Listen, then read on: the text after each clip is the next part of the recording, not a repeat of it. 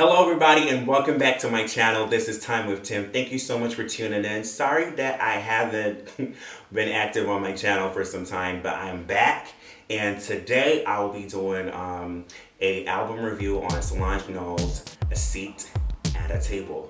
Let me tell you something right now. I listened to this album for the last 2 days and I am impressed. I love it.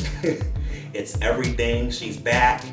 You know, I've always been a fan of her music, her style, her fashion, and she has now come out with A Seat at a Table, and a lot of people are seeming to love it. I have not heard one negative thing about this album.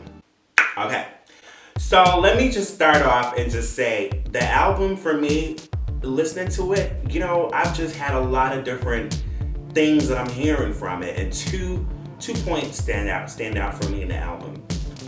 It's very pro-black, you know, considering what's going on within our society right now with police brutality. Black lives matter, black men matter. Let them come say something to me. Black lives matter.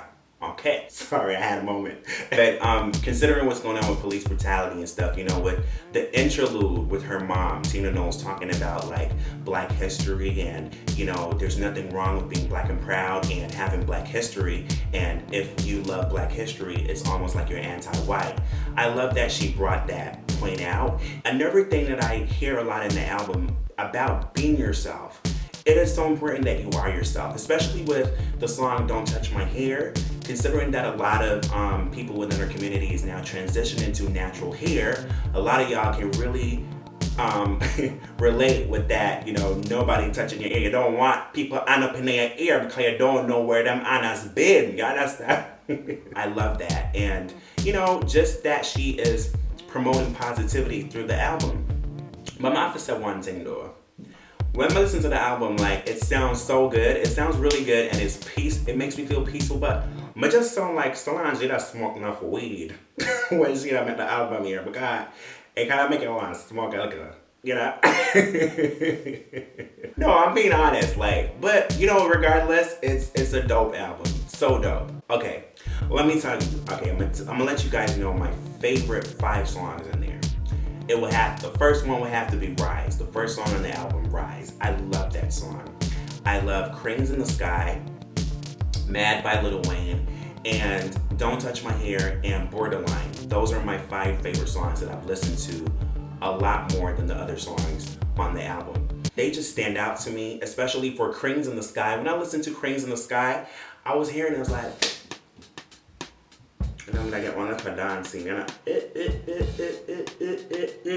and when I heard it, I was just like, you know what? I can hear Raphael Sadiq's production all over this. His zhuzh is all over this track. And when I was on Instagram this morning and I saw Solange actually said, like, a couple years back, 8 years ago, she wrote Queens in the Sky.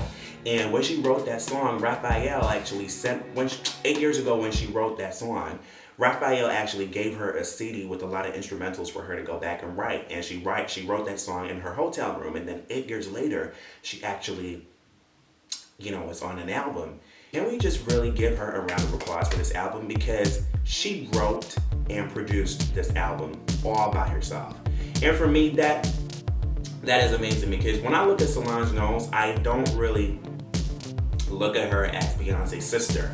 I look at her as Solange Knowles. You know, she has made a name for herself in terms of her style, in terms of her sound, in terms of who she is as an artist.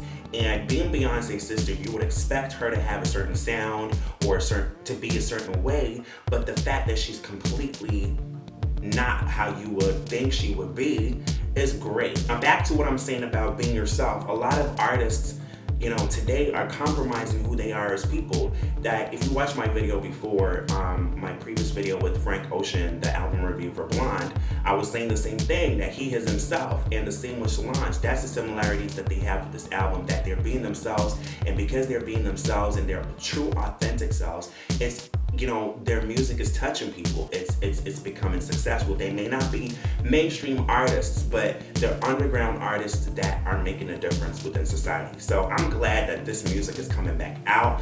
I'm glad she is doing it. I'm glad that, you know, a lot of people are, you know, seeing her for who she is as an artist, with her visuals, with her quirkiness, with her retro vibe, with her voice. Can we say sisters got throat? Like, even her vocal production, I'm a sucker for singers. Like, I'm a sucker for off harmonies, like those jazzy harmonies. And in her production, her vocal production, you can hear that a lot. And I just think she just does that really well. Her writing ability, her vocal production, her idea, her creative mind, her lyrics, everything is on point for this album. And I will give this album a 8.5/9 out of 10. For me, it did it. It did it. And I look forward to what this album is gonna do. I look forward to an award that she may get for it or whatever. But you know, I would really love to hear your comments. Let me hear your thoughts on the album, your favorite tracks. Thank you so much for tuning in to Time with Tim. I will see you next time, same place. Thank you so much for tuning in. God bless you. Thank you.